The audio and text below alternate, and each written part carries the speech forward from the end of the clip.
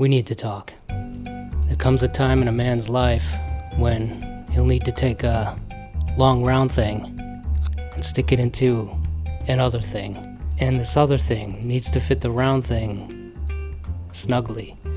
Now this other thing's called, well, let's just say it begins with the letter V. I'm talking about tubes and V-blocks, of course. Frame builders use V-blocks to hold tubes for cutting, indexing the rotation of the tube, and they're also helpful for layout and design. This is a 3D printed PETG prototype. It's a special kind of V-block. Today, we'll be machining this into the real thing. And it's a functional 3D print. The concept is not new. Two V-blocks that extend past the base delta, allowing a wider range of tube diameters to be clamped. This prototype I call Merlin. It's named after those fortified teeth you see on castles. We'll be CNC machining aluminum for the final V-block, starting with the base. Before we get to that, however, the part requires an M5 thread, and this is the first time I'm cutting that size on the MR-1. I need to set up the machine for an M5 thread mill.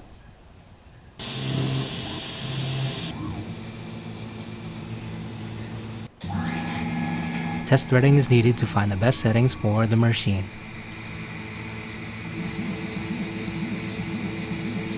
On the first pass, I intentionally milled to exact spec.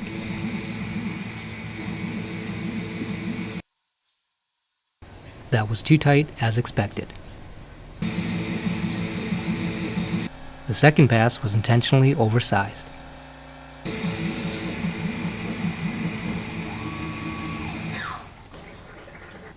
And that pass was just right. And with threading set up, we're ready to begin.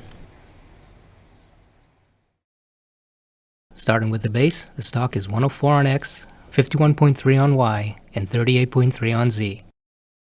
That only leaves us with 0.65 millimeters for Y facing, so I'll need to be as accurate as possible with work setup.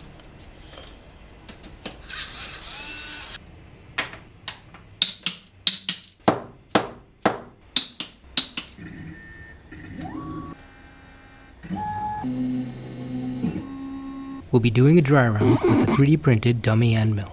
The end pops off so I can gauge depth and avoid collision with the workpiece.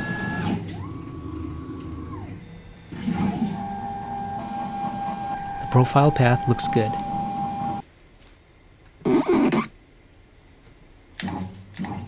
And depth looks good. Special attention was paid to depth to verify 1 millimeter of space from jaws. This tool looks like it crashed into a diamond wheel because it did. It was an experiment that worked so well I never updated the tool. The flutes end at 30 millimeters, but a 40 millimeter length of cut was needed. It operates with one step down to get that length and is used only for roughing. And a quick call-it clearance check against the prototype.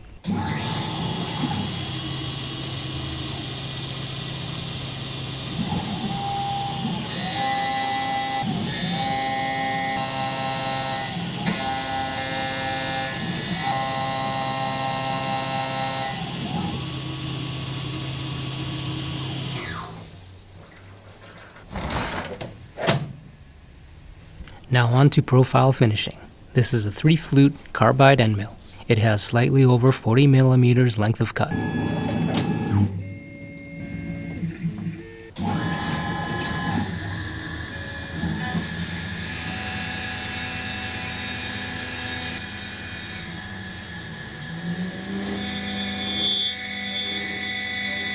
Sounds like cats having sex in an alley. And the same on the backside. And the finish looks like it sounds. I thought I knew this machine, and that after a year, there were no secrets between us. Turns out, the machine has a guilty pleasure. That pleasure involves vibrating intensely when set to a feed rate of 300 millimeters per minute. And after a few more passes with different speeds and feeds, I managed to make it worse. I did eventually find a feed rate that was good enough to move things along. However, the Y target of 50 millimeters was reduced to 49. On that last cut, I used a 2-flute carbide with Z+ finish. More testing off camera put me at 6,000 RPM and 700 millimeters per minute.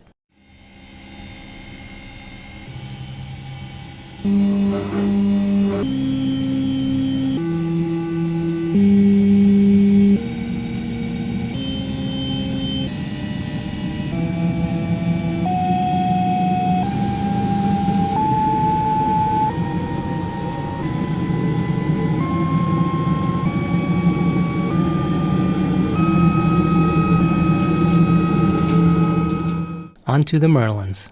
We're clearing inner, outer on first step, second step, inner, outer. In another release from my new album, Diamond Wheels Gone Wild.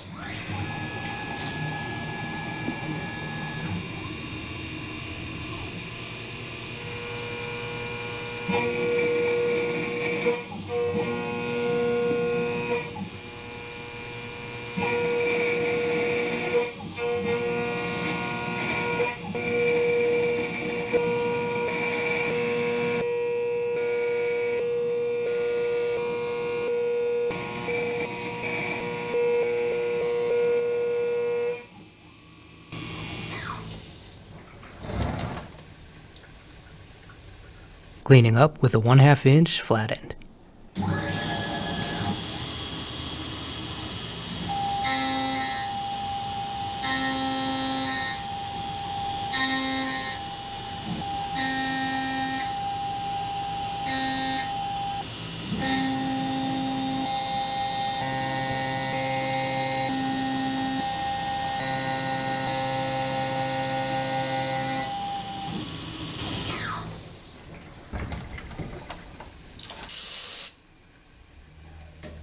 Next we have a spot drill pass with a 1/4 inch chamfer mill.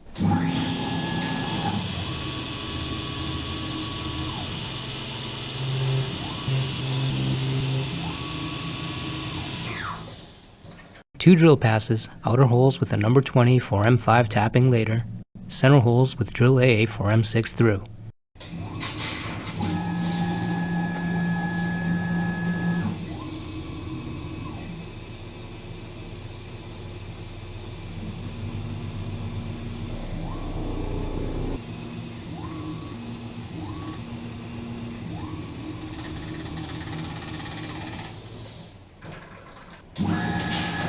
Center holes serve no function right now, but are there for future use.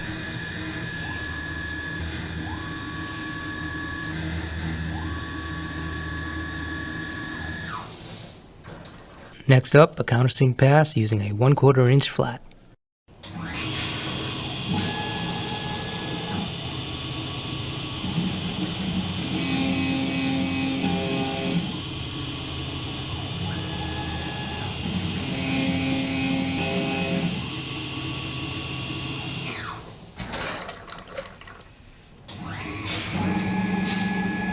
And using optimal settings from earlier, threading 4 outer holes.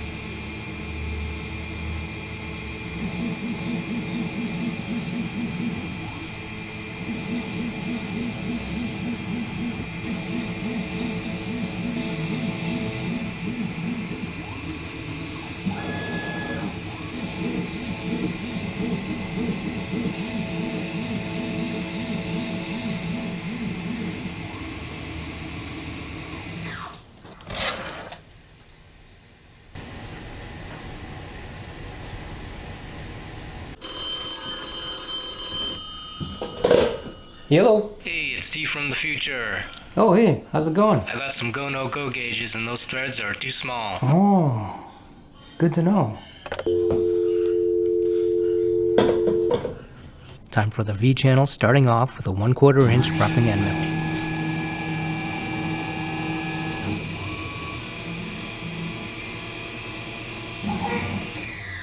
And with butt cheeks clenched, I hit stop on the machine because it looked like the tool was too low, but it was just an optical illusion.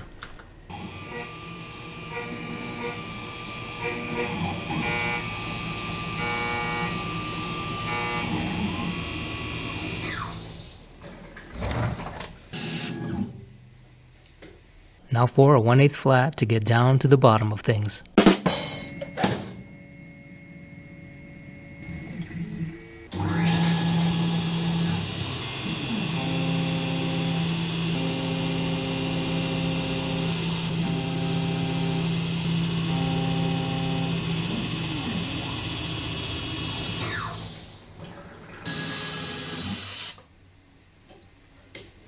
Refinement will begin with a 3/8 ball end.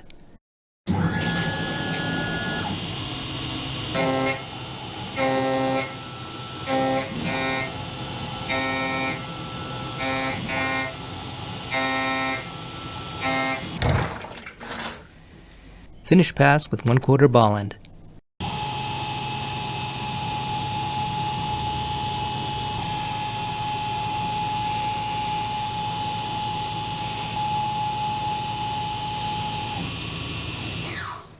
And a deeper pass with the same tool.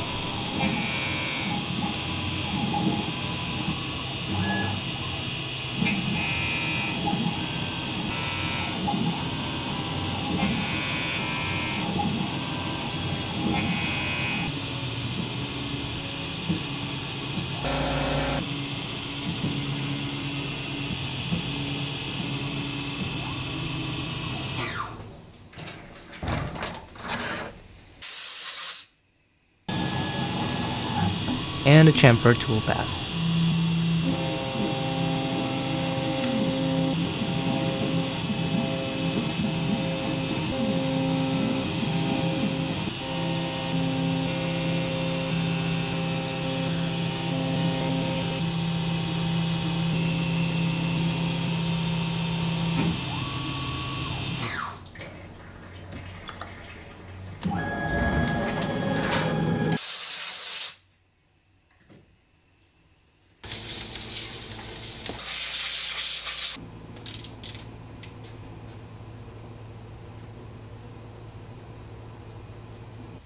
And that completes op 1 for the base. Now on to op 1 for the top clamp. The prototype had it at a single piece, but I decided to break it out into 2 separate clamps. This makes it possible to only use a single clamp, which is good enough for most cases, but also separate clamps to accommodate tapered tubes if needed, and reducing the clamp by 4 mm to make room for a soft jar insert option.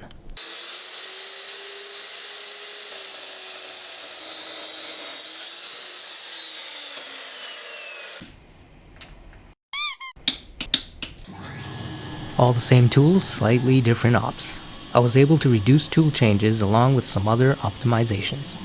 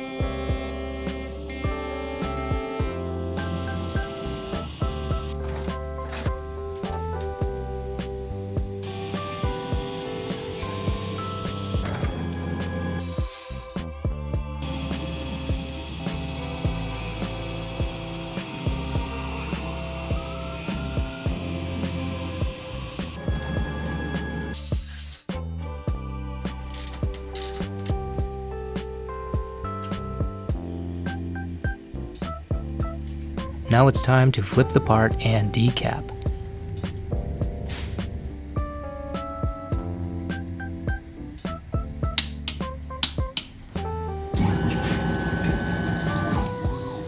Whoops, forgot to turn on the spindle.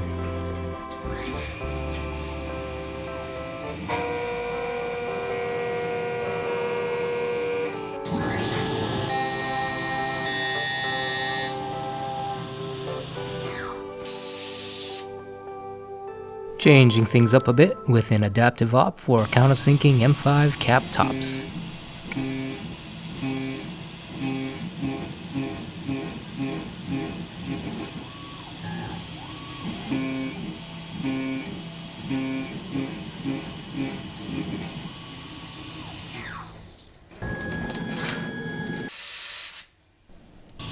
And a chamfer and deburr pass.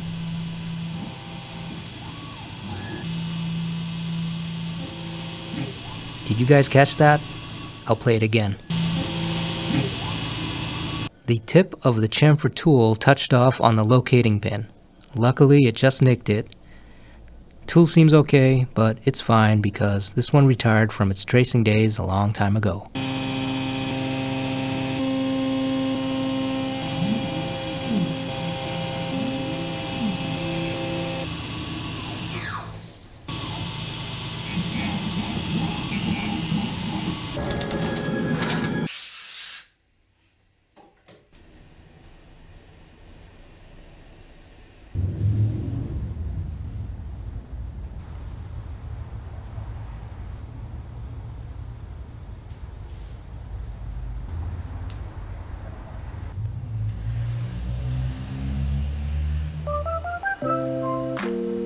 Thanks for hanging in there, guys. We are so close.